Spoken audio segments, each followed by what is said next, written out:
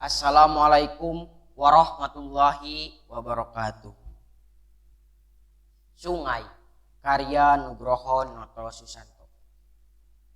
Setiap kali menyeberangi sungai, Sersan Kasim selalu merasakan keharuan yang sangat menggetarkan sanubarinya. Sebagai seorang tentara, ia harus memimpin anak buahnya kembali ke Jawa Barat setelah Belanda menduduki kembali kota Jogja. Malam itu, jam 1 malam, dalam keadaan gelap gulita, hujan turun selembut embun namun cukup membasahkan. Ia harus menyusuri Sungai Serayu dengan menggendong bayinya yang baru dilahirkan.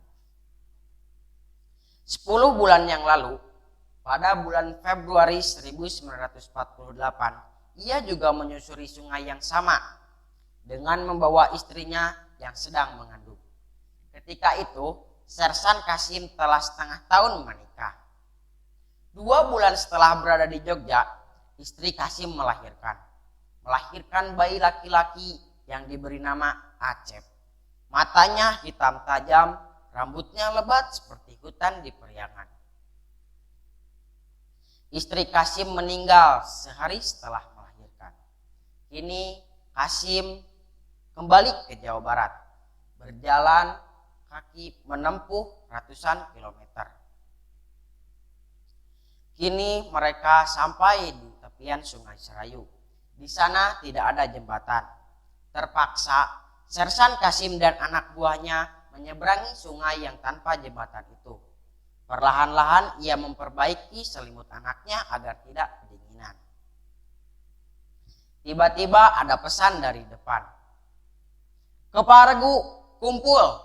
dibisikkan dari mulut ke mulut. Kasim berjalan ke muka.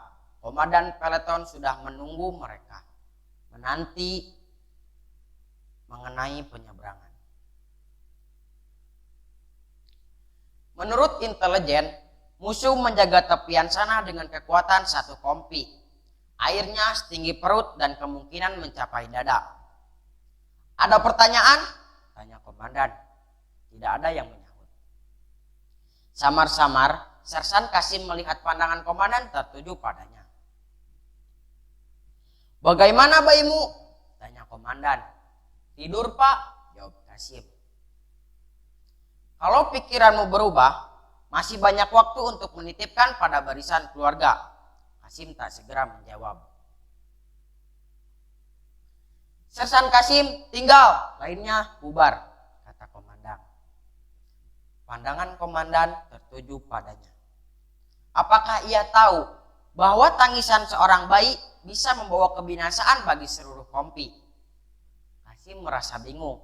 Apakah ia harus membawa bayinya atau harus menitipkan pada barisan keluarga? Ia sangat sayang pada anaknya dan tidak mau meninggalkannya. Dan ia bersikeras untuk membawa Kasim kembali ke Jawa Barat. Kasim mulai memegang tali yang terentang dari tepi ke tepi. Semakin ke tengah, semakin dalam. Acep menangis, melolong-lolong, merobek kesunyian malam. Suara yang menyayat hati. Kasim tidak tahu apa yang terjadi, tapi ia tahu anaknya menangis. Sejurus kemudian, suara Acep meredup.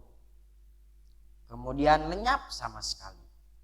Keesokan harinya, kompi menunda perjalanannya sementara waktu, beristirahat di sebuah desa, mengadakan upacara singkat. Acep dikuburkan. Kesedihan yang sangat dalam terukir di wajah Sersan Kasim. Setengah jam kemudian, mereka melanjutkan perjalanan. Terima kasih.